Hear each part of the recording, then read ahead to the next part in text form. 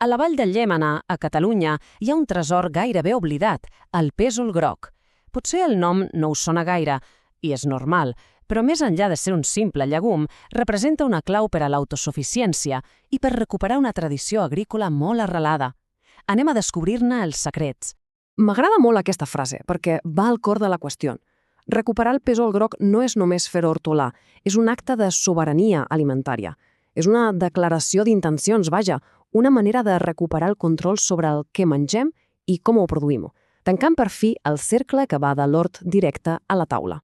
Penseu que aquest humil cultiu abans omplia els camps de la vall. Però, és clar, va ser eclipsat pel pèsol verd de temporada, que és més conegut. La diferència. El verd és efímer, arriba i marxa. En canvi, aquest gras sec és un testimoni viu, un llegat agrícola, que ara es lluita per recuperar. I aquí ve la clau de tot, la seva durabilitat. A diferència del seu cosí, el verd, aquest es consumeix sec. I això què vol dir? Doncs que si es processa correctament, es converteix en la base del rebost per a tot l'hivern. D'això va l'autèntica autosuficiència, de tenir menjar tot l'any.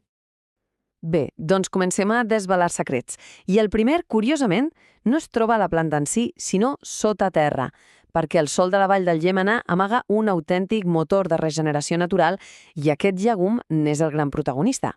Aquí és on passa la màgia, de veritat. El pèsol no treballa sol, s'associa amb uns bacteris que viuen al sol i junts fan una cosa increïble. Capturen el nitrogen de l'aire, sí, de l'aire, i el converteixen en aliment per a la planta. És literalment una fàbrica de fertilitzant natural i gratuïta. I és clar, la gent de la vall, que de llesta o és un tros, aprofita aquesta capacitat amb una rotació molt intel·ligent. Després d'un cultiu exigent, com el tomàquet, que esgota la terra, i planten els pèsols. Aquests no només no prenen res, sinó que donen. Regeneren el sòl, el deixen viu i esponjós per a la següent temporada. I tot sense un sol gram de fertilitzant químic. D'acord, ja tenim la terra regenerada. Però ara comença la batalla de veritat. A la Vall del Llémena, els pagesos s'enfronten a dos adversaris implacables, la humitat persistent del riu i una fauna local que, diguem-ne, sempre té gana. D'una banda, tenim la marinada, aquest aire humit del riu que amenaça de podrir les plantes. De l'altra, les merles i els tudons, que són uns autèntics especialistes a trobar i devorar els brots tendres. Llavors, com s'ho fan per guanyar aquesta partida?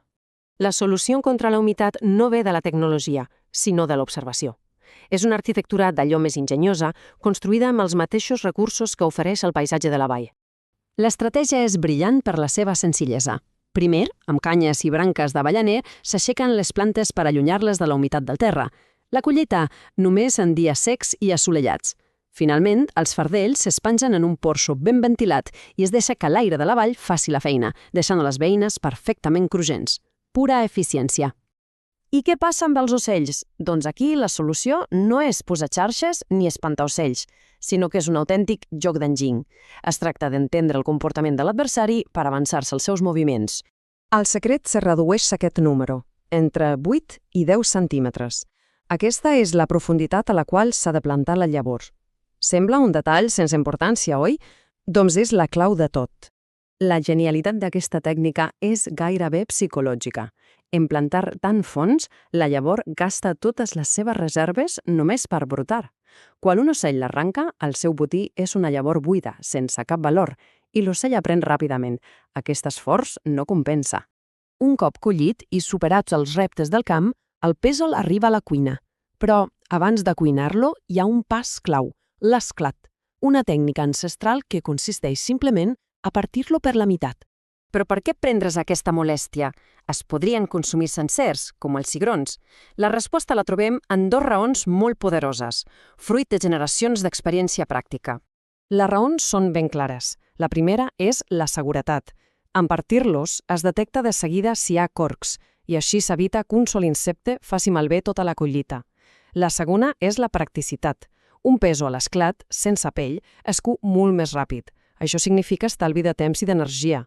I tot això connecta directament amb la gastronomia local. Aquests pèsols esclats són la base ideal per a les sopes i purés que reconforten quan arriba el fred que baixa de les muntanyes properes de Rocacorba. Tot té un sentit, tot està lligat al lloc. Aquesta recuperació del pèsol groc no és un simple exercici de nostàlgia, Tot aquest coneixement ancestral és en realitat una poderosa eina per al futur de la vall.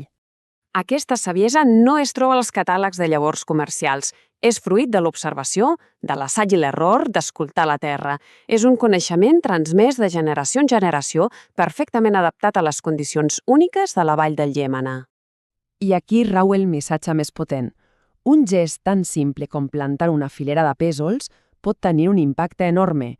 És el primer pas cap a la independència alimentària, la base per omplir el rebost i assegurar l'aliment durant tot l'hivern.